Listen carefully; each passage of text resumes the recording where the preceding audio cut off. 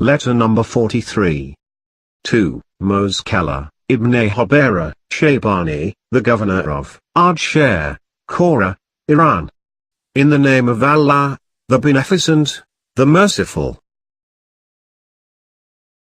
I have come to know concerning you a matter which if you have done it you have displeased your Allah and disobeyed your Imam.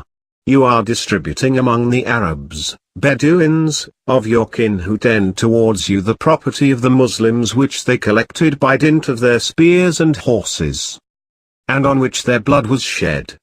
By Allah who germinated the seed and created living beings, if this is true you will be humbled in my view, and you will become light in weight.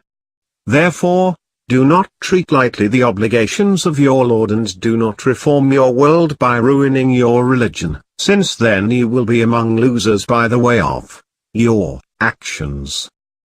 Know that the right of those Muslims who are around you and those who are around me in this property is equal.